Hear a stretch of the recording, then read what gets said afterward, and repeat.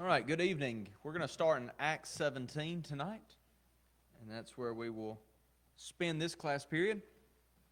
I think we're going to start in 1635. 1635, sorry. I may have missed it. Nope, that's right. I remember that as I started, when Lonnie corrected me, I remembered it. So, yep, that's true. We were supposed to cover it last time, so I was just pretending that we did what we were supposed to. That's how we stay on track. We Yeah, just that's right. pretend we did. Acts 16, verse 35. Okay. That won't be the last thing that I get wrong, so just... So where are we at Yeah. in Acts 16? Yeah, I'm sorry. Geographically speaking, in the account. All right. Yes, we are over in Macedonia, in the area of Macedonia at the city of Philippi. And what type of success have Paul and Silas had at this point, and Luke and Timothy? Mixed success. All right. Tell me the good success. Lydia, the household, the Philippian jailer. Yes. All right. And so tell me all the prisoners that got to hear. Yeah, we're not told the story about that much, but except that they remained there. They didn't run off, so that was something. Yeah, the negatives. What would happen there? Yes, all right. So we've got some angry slave owners, and what are they upset about? We think you're teaching false doctrine. Yeah, no, we don't like that you cast out this spirit out of our slave girl who was able to make us money by fortune telling, and so we're really upset about that. And so they take them to the magistrates and they say, hey, these fellows are teaching things that are not lawful for us. Something needs to be done. So they really overreact, and beat Paul and Silas, throw them in the stocks, and so we have the episode of the earthquake. Chains fall off, but they don't run away. We have the conversion of the Philippian jailer. Where are Paul and Silas still at? Still in prison, all right? And so they're still there after all of this. So it's the next morning now when we get to verse 35.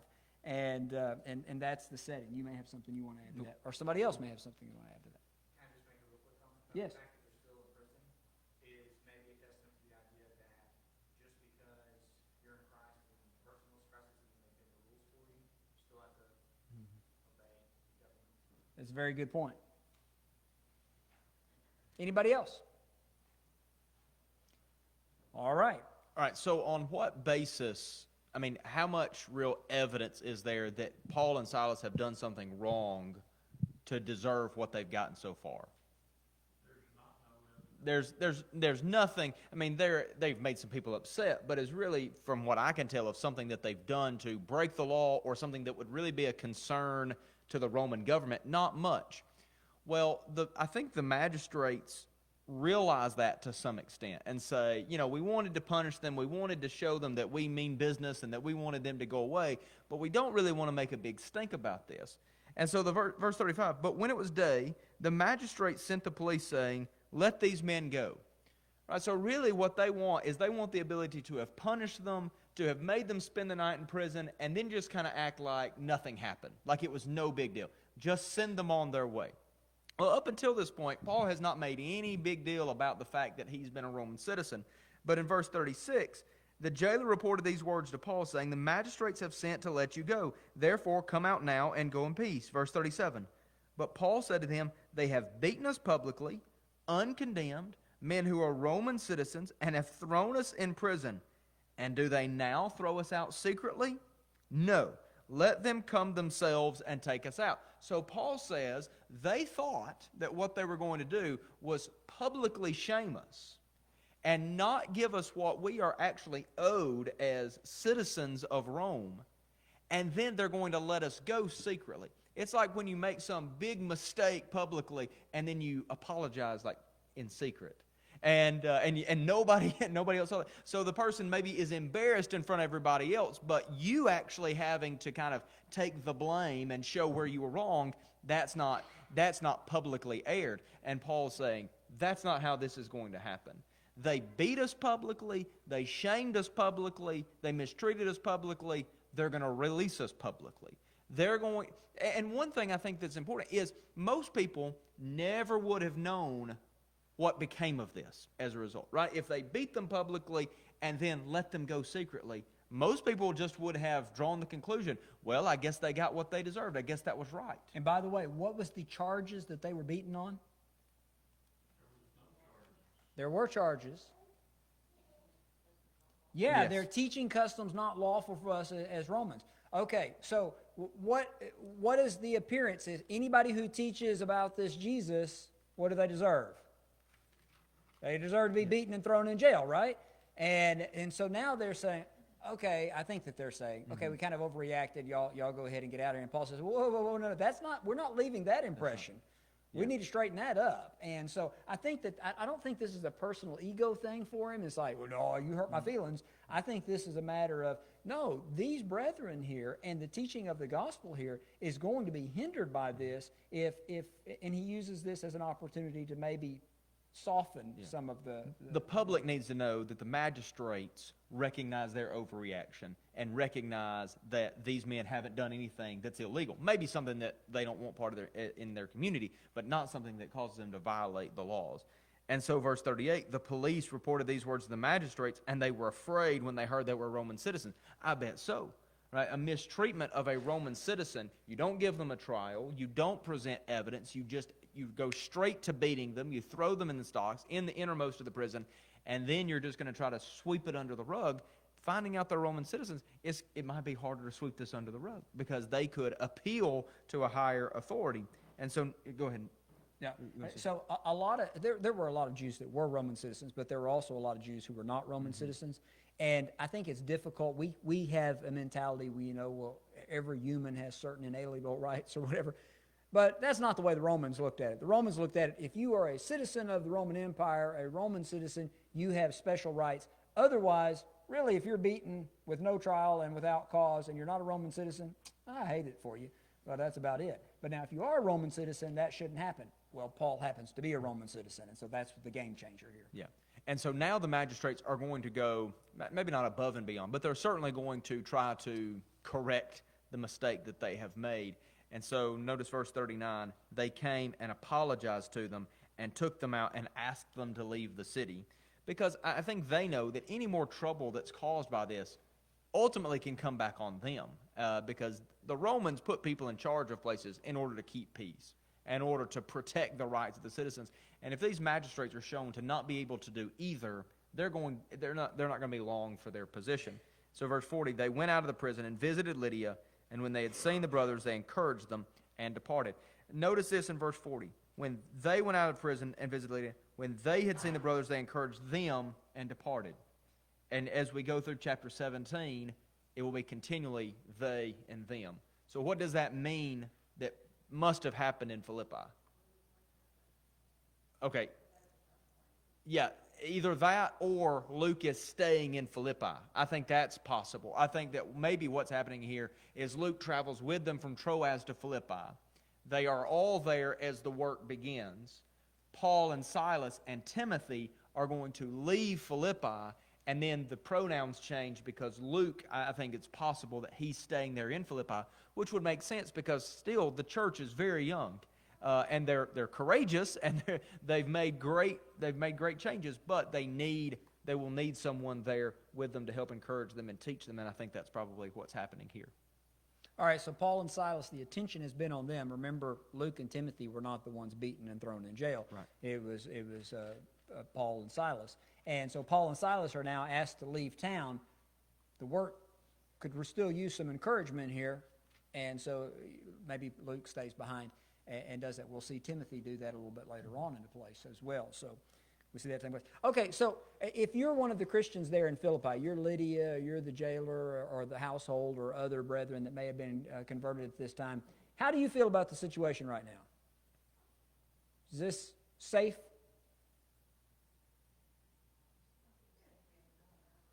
Yeah, it's public sentiment doesn't seem to be towards the Christians in this area. Keep that in mind. because when Paul writes a letter back to them, you'll see some undertones about that. And so noticing the setting of what's taking place right here will give us some appreciation for what Paul will write a little bit later. Yep. Any thoughts, comments through verse 40? All right. So verse 17. Now when they had passed through Amphipolis and Apollonia, they came to Thessalonica. So we're over here in Macedonia. You know what? Turn that on. That works a lot better. Over here in Macedonia, they pass down and they come to Thessalonica. The road, the Romans were probably some of the first in world history to really do a good job paving. And as a matter of fact, if any of y'all want to point this out to the State Department at some point, that this is a first century Roman highway that you can still use today and hasn't even been resurfaced since then. And pretty impressive stuff there. But that highway would travel from Philippi down through Amphipolis and Apollonia to Thessalonica. And so this is one of the places you can walk down that and say, hey, Paul walked here. Because surely he didn't, walk off of some other crazy route that wouldn't be the main thoroughfare, the interstate of that day going down there. So that's one archaeological artifact that's kind of cool to see. So it comes to Thessalonica. Yeah, so Thessalonica was the dominant city of this region. It had been promoted a couple of times, but like Philippi, they had taken the right side in a few alliances.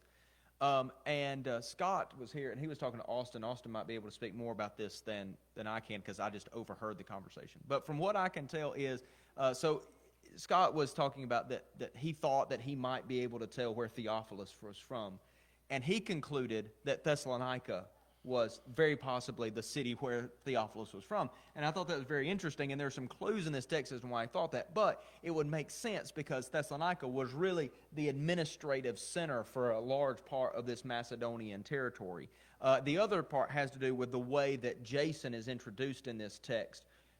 In the rest of the book of Acts and in Luke, more description is given for all of the characters. Here is so-and-so, and they were this. But Jason, it's just like, and there was Jason, and it's as if Theophilus would just know who this is. And I think the way that it's described, especially when you see it compared to the way other people are introduced in the text, it was convincing to me. Now, of course, we don't know for sure, but it's interesting at least to be able to think about that maybe this is who is being, that this is where Theophilus was serving as I think all of that just adds to the historicity of it. It's like we could make a really good case for where Theophilus was from. And that you can't do that with fairy tales, right? You can't do that with things that are just made up, like make a really good case at the exact location where the Chronicles of Narnia happened. It's like, no, there is no wardrobe where the door opens into the snow, right? But that's not the way this story is told. This is really true, and we can situate it within that historical context. Any thoughts so far? Verse 1. Verse 1. Where does he go? Synagogue. All right. Didn't go to one in Philippi, because apparently there wasn't one, but when he gets to Thessalonica, there is one, and so he goes in. And as was his custom, he reasoned with them for how long? Yeah, 3 weeks he reasoned with them and covering this. And so he's kind of building his case there, explaining and demonstrating that Christ had to suffer and rise again from the dead, and saying, this Jesus, whom I preach to you, is the Christ. He's the long-awaited Messiah. Can you imagine being there? You go as a Jew to the synagogue every Sabbath, just as you've been doing for years. All of a sudden a stranger comes in, and he begins to talk about that there was this man in Judea named Jesus, and he fulfills the prophecies, and he is the long-awaited Christ. And you're like, wow. And you go home and you talk to your friends about that. Can you believe what he was saying? And he's going to be here next week too. Boy, you can imagine next week. We want to hear more of what he says. And he goes through more passages and shows us more verses that talk about the Christ and how Jesus fulfilled these promises. And for 3 weeks this takes place. That would be, I can imagine, really, really exciting for the Jews there to hear this. And I think that just the idea that he was there for 3 weeks doing this helps my mind to imagine how these discussions took place a little bit more. and the anticipation, the excitement of people learning more, learning more, learning more. However, verse 4 says, some were persuaded, and a great multitude of devout Greeks and not a few of the leading women joined Paul and Silas. I shouldn't have said however on that verse because we hadn't got, we'll say however in the next verse. All right, so the ones, first of all, how many? Great multitude. All right, anybody of significance? Not by name. Yeah, not by name, but it does mention devout Greeks and not a few of the leading women. And so I think Luke points sometimes that I think there were probably charges in the first century, much like there are charges today, that, well, you know, people who believe in that, they're just uneducated, ignorant folks, you know, kind of the backwater of society, whatever. Those are the ones that are believing that type of stuff.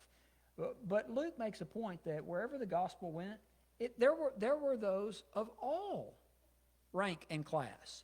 There were intelligent, educated, powerful people who responded to the gospel. It wasn't something that only appealed to, you know, the poor, or only appealed to those who weren't very educated. And so I think he makes that point to show that the gospel is the power of God to save all, and particularly that a reasoning mind can accept that. There's evidence for the reasoning mind to accept it. Yeah, let me say just a word about verse 3 with the content of Paul's preaching. I think if we wanted to get a sample of what that might sound like, Acts 2, Peter's sermon, and Acts 13, Paul's sermon, which is the only really long synagogue sermon that we have recorded for us. But I think it's sufficient to show us the kinds of things that Paul would say. So there's really two parts to this. First of all, he would have to prove that the Messiah was always supposed to die and be raised. Right? So when you start talking about Jesus being the Messiah, and then you tell the story of Jesus that he was crucified and then raised from the dead, I think there'd be a lot of people that would say, what do you mean that the Messiah had to be crucified and be raised? And so part of this would have to be making the case that maybe the Jews had missed what it meant for the Christ to be the Christ, what it would mean for someone to be the Messiah. And then the second part would be, and Jesus fulfilled that. I think you very much see that in Acts 2 and Acts 13. Acts 2, Peter says, David, when he talked about being raised from the dead, wasn't talking about himself. He was talking about his descendant. That's making the case that the Messiah would have to die and be raised. And then he says, and we are witnesses that God raised Jesus from the dead, that he's the Christ. Paul does a very similar thing in Acts chapter 13. God promised, Psalm 2, that he would install his king on Mount Zion. Well, how has he done that? He's done it by raising Jesus from the dead.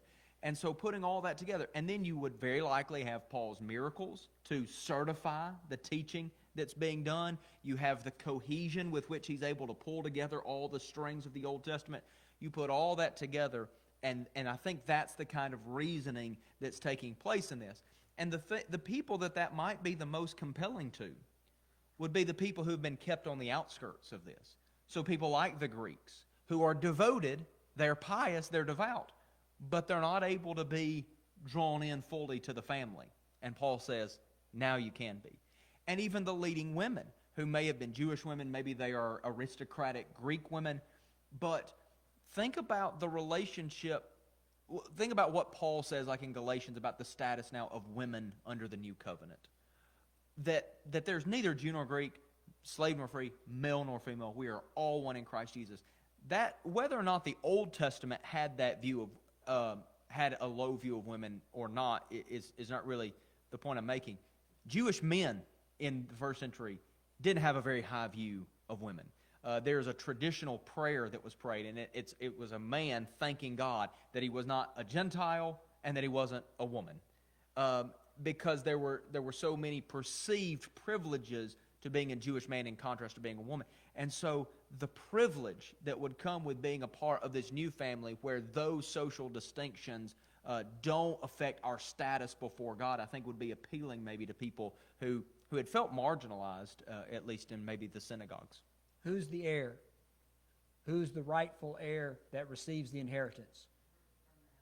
Firstborn male. Mm-hmm. But in Christ, everybody. All. Yeah, all. And so that's right. All right. Any other thoughts through verse 4? Okay. So good success here. However, verse 5, the Jews who were not persuaded became jealous, became envious, because after all, this is great success. And they took some evil men from the marketplace, gathered a mob, and set all the city in an uproar and attacked the house of Jason and sought to bring him out to the people. So here's the thing. We're talking about serving God and being like God's character. And here you have the Jews who become envious of the following of Paul and Silas. And then what tactics do they resort to? Let's go get some thugs and stir up a riot or a mob, and let's see if we can put a stop to this. And so this is exactly what they do. So whose house do they go to? Why? Why? Yes, because he harbored them. In other words, they were staying at Jason's apparently. Oh, by the way, this is modern Thessalonica right there. You can see it's right on the coast. And so they come to Jason's house, and here's they dragged Jason and some of the brethren to the rulers of the city, crying out, "These who have turned the world upside down have come here too." Wow. All right. Here's what I note from this. Was Paul and Silas's message compelling? It must have been, because the charge that their enemy makes is they are turning the world upside down, and they've come here, and they're going to stir up trouble here with this message that they are preaching. And they make another charge too. Jason is harboring them, and these are all acting contrary to the decrees of Caesar, saying what? Okay. Do we know anything about the Caesars of this time? They're not real reasonable about competition on that. It's not like, well, I could share the throne. It's not like I have to have it all to myself. That's not the character of these. If you want to get in serious trouble, you even hint that you may be trying to overthrow the Caesar or support someone who's overthrowing the Caesar. Everybody knew that was the way to get in trouble, and that was the way to get somebody else in trouble too. And so that's the charge. Well, by the way, are Paul and Silas claiming there is another king? Yes, so this is an easy charge to make, even though it's not really accurate, is it? It's kind of like what Steve was saying earlier when I asked if there were any charges, and he said no. Well, there were charges. They just weren't accurate charges. And same here. Well, and it's very similar to the charges that are brought against Jesus, right? The real motivation is envy, right? Remember that in Jesus' trial. The real motivation is envy, but they are able to use some of Jesus' words. They actually have to twist Jesus' words even more than they have to twist Paul and Silas' words to make a Roman version of the charges, right? So really the motivation is we got to get rid of these people that are taking away our followers, and then they take it and make it a Roman kind of court case. The fact that, so when I look through the book of Acts, I see that one of the central claims that Peter and Paul and the other evangelists are making is Jesus is now enthroned as king. I think that's right at the heart of preaching what is good news. Here is a declaration, here is an announcement. Jesus Christ reigns on heaven's throne. And it's interesting to me that the pagans, or really the Jews, who don't believe the message, they pick up on that being right at the heart of what is at the message of Christianity. So when we talk about the gospel and we talk about good news, I think making the point that Jesus is king is key to that, and these people pick up on that. And that allows them to say, okay, they're saying there's another king. That's against the decrees of Caesar. That's what's making them turn the world upside down. And this is also a charge that the Romans, you could imagine them being concerned about. And so thinking about this, the fact that they were preaching there's another King Jesus,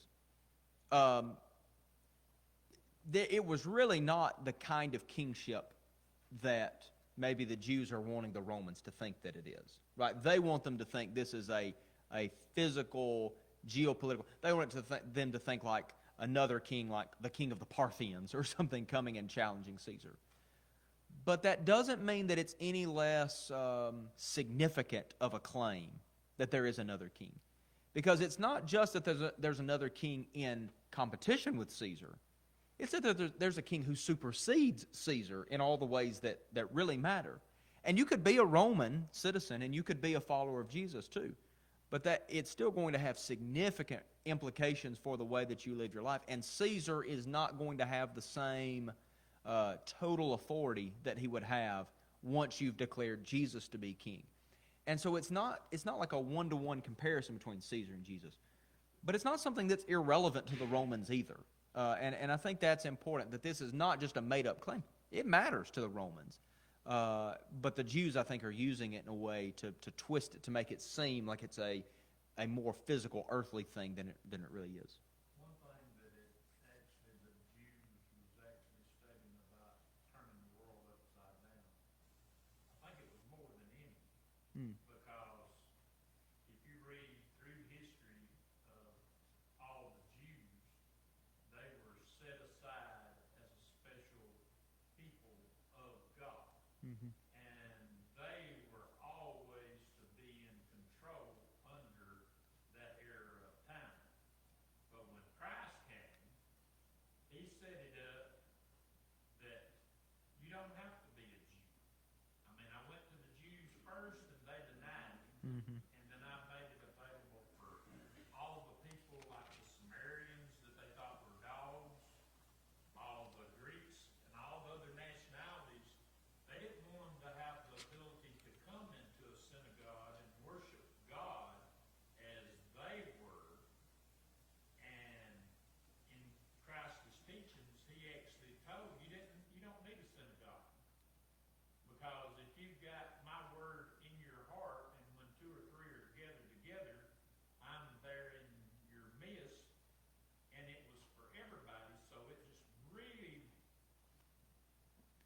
messed up the whole Jewish beliefs between the Pharisees and the Sadducees, and even the Sanhedrin courts that were controlling all the synagogues. It took away their power. Yeah. And so they're using any kind of means to gain their power back. So they're saying, they're claiming that it's a new king. Well, when Christ actually died and stayed on earth and resurrected, he was already promoted king over the universe by God when he set him on the right hand. Yeah.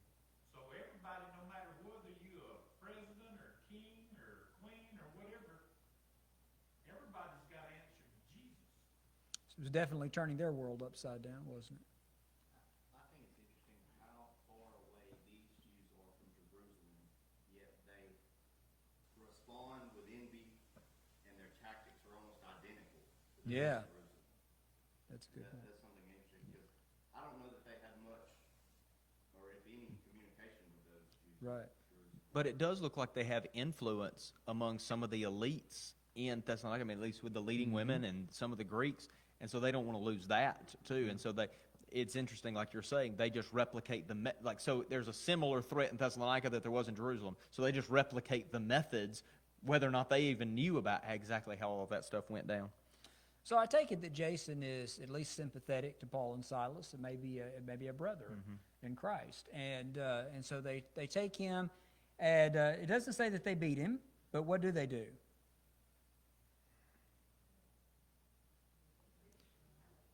Yeah, they take security from him. And I take this to, okay, look, these people are turning the world upside down. We're going to hold you responsible if anything comes of this. And so they take some security, some like bond money or whatever it would be from that, and they let him go. So in verse 10, what happens? They send him away. And in other words, the situation has changed enough now after 3 weeks here that it's not a safe place for Paul and Silas to be. And the work has kind of hit a roadblock, at least for Paul and Silas. They're probably not going to be the best influences there at this point. So they move on. They move on from this area. There's going to be a church in Thessalonica. And we'll read more about that a little bit later. But they're going to move on from there for now. So they leave there and they travel just a little bit further to the south and west to the city of Berea. And notice this at the end of verse 10. Where do they go when they get to Berea? To the synagogue all over again, right? Excuse me, got something hung. Okay. They had some success while they were in Thessalonica, but the opposition that they had faced did not keep them from repeating that same process for lots of reasons. One, because I think this was kind of the divine plan, that the Jews would have an opportunity to hear and respond and reject or accept. But also because of the practical nature of this. They would not have been able to have the contacts, perhaps, that they had had with those devout Greeks and leading women if they hadn't gone to the synagogue. Now, the jealous Jews end up driving them out. But notice verse 11. So most translations, I think, just say, now these. The English Standard goes ahead and says, now these Jews were more noble than those in Thessalonica. They received the word with all eagerness, examining the Scriptures daily to see if these things were so. I think there were a lot of noble-minded people in Thessalonica. It just wasn't the Jews. But the Jews in Berea were more noble-minded. And what are they doing that demonstrates how noble-minded, how good-hearted they are? They're searching the Scriptures. So that tells me that what the people in Thessalonica were doing were listening to Paul and rejecting him out of hand without testing it to see whether or not it was so. They heard the message, saw the threat that the message was, and said, nope, don't have any interest in hearing that. The Bereans were not like that. The Bereans heard the message and say, we need to investigate and see if this is the truth. And that is the mark of somebody who's noble-minded, is that when a question is brought up that they know is going to challenge their way of thinking, they don't reject it out of hand, they test it to see whether or not it's so. And that's what made them noble-minded. It's what will make us noble-minded when questions are brought before our mind. Yeah, so I think probably what it is they're looking at the text that Paul is bringing up, and they're looking at them in context and saying, okay, is that really talking about the Messiah? And is that something that, I think it's really a question of, are the texts saying what Paul is saying they are saying? I think that's at least part of it. Could Jesus really fit the bill for what we're looking for? So, no, go ahead. I was going to say, maybe part of it too is that I don't think these necessarily want to believe what's being said, or they can understand, Right. like, okay, this is probably true. But maybe another part of this being fair-minded or noble-minded is being fair-minded enough, like truly fair, and saying, Yeah. like, if this is true, then I need to follow it. That's I right. need to reject it, right? So because it mentions they received it after having studied it. Yeah. So there may be others that studied it and just didn't receive it. Mm-hmm. Yeah. It may be a two-part process. I think you're right about that. They study it and they accept it, and which demonstrates them to be good-hearted, noble-minded. Anything else? What happens when a person has a noble pursuit of truth, and they hear the message of the gospel, and they decide to investigate that and see if there's validity to it?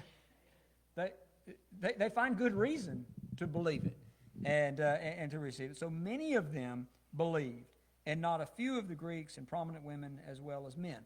And so we see, again, this, and I think what Luke is highlighting for us, again, is, look, this is what happened what happens when the gospel is preached, when the evidence is presented. People who have an open mind and an honest heart look at it, and they look at the evidence, and they say, wow, that's right, that's correct. And they respond to it in obedience. And I like it says that they were eagerly do so. Mm-hmm. Yeah. So it's not just like they're begrudgingly like, I guess it's the truth, I gotta do it. Okay. They were, like you said, they were happy to do it. Well, and really, you would think, isn't that the way that you should have responded to the message that the Messiah has finally come? It's like, okay, we got to make sure this is true, because if so, this is really exciting.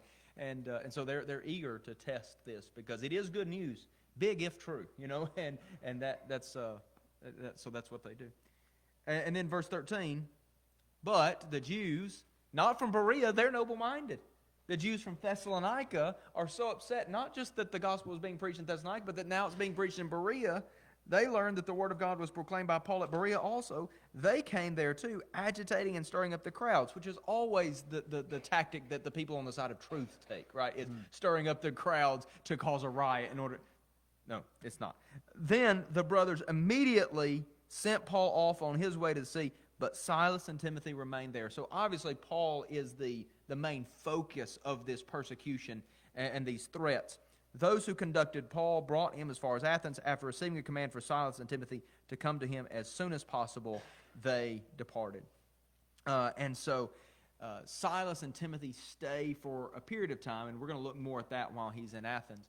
But Paul is sent on to Athens, and Silas and Timothy will remain in Berea for a short time. All right, so we started off with Paul and Silas, and then we see that Luke joined them, Timothy joined them, and then Luke joined them, right? So we had 4. Luke apparently is not with them at this point, and Timothy and Silas now. And so Paul, it would be by himself, except it says that in verse 14 or verse 15 that there were those who went with him to Athens. And so let me see if I've got on this map here where we can see. Look where Athens is at. They sailed into Athens. That's not just like, hey, I'll walk you down to the bus stop. You know, this is commitment to go with him on this type of trip and see him on his way. They didn't want him to be alone on this, so they accompanied him. Who were these brethren? Brand new Christians. I take it was brand new Christians. And I think that shows something about the level of commitment that they have to this and the confidence that they have in Paul, that this would be a trip that I would assume would keep them away from their home probably for a week or two, maybe longer, to make this trip. So can you imagine dropping everything because this individual who has taught you the gospel, his life's in danger, and you say, hey, look, we'll go with you. And just drop everything for a couple of weeks and accompany him down here and to make sure that he arrives safely. Yeah, so wouldn't that be fantastic, though? Yeah, we're having to leave some responsibilities at home, but I get to spend 2 weeks with the Apostle Paul, or a week and a half with the Apostle Paul, listening to and getting further teaching on this. Yeah, good point, good point. Anything else through verse 15? It's interesting that as soon as Paul gets there, when he sends them back, what does he say? Get Silas and Timothy. Yeah.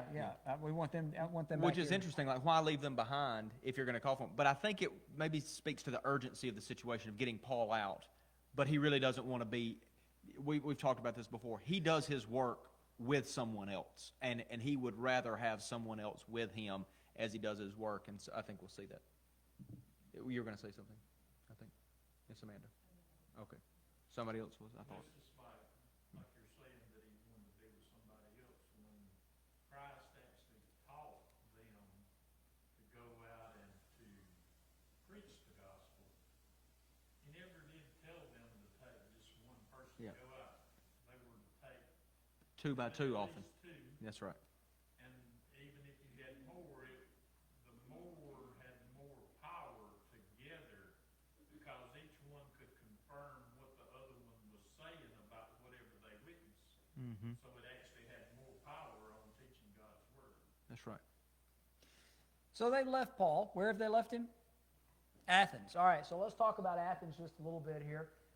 Athens is a pretty interesting city in the Roman world.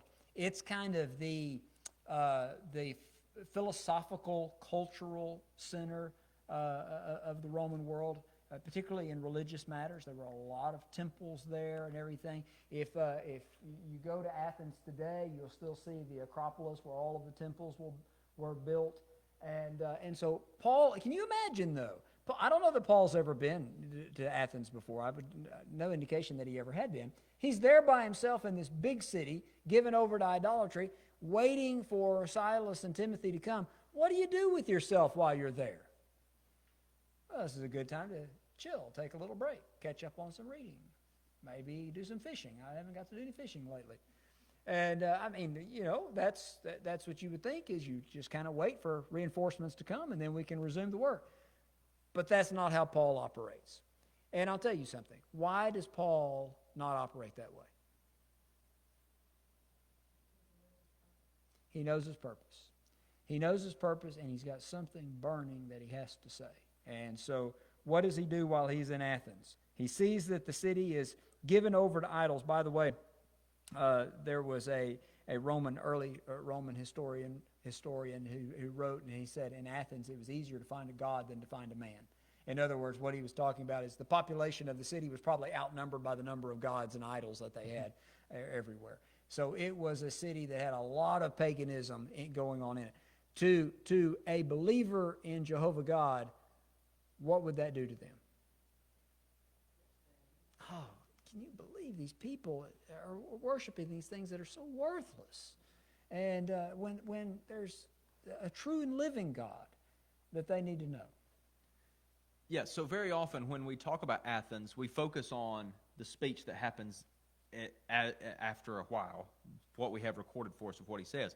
And that's true, and that's a good thing to focus on, because Athens is really one of the main places where we say, okay, what would Paul have said to people who don't believe anything on the same level as he does? But notice verse 17. He reasoned in the synagogue with the Jews and the devout persons, and in the marketplace every day with those who happened to be there. So he's starting in the synagogue there too, with the devout Gentiles. So I take it to be that his process is very similar.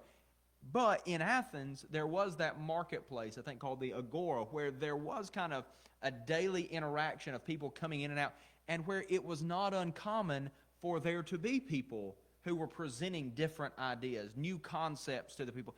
And as we're going to look in the text, this was something that Athens prized itself about, being a place where these ideas were exchanged. And so we're going to have an opportunity here where there is more of there's kind of a ready-made setting for Paul to get a hearing.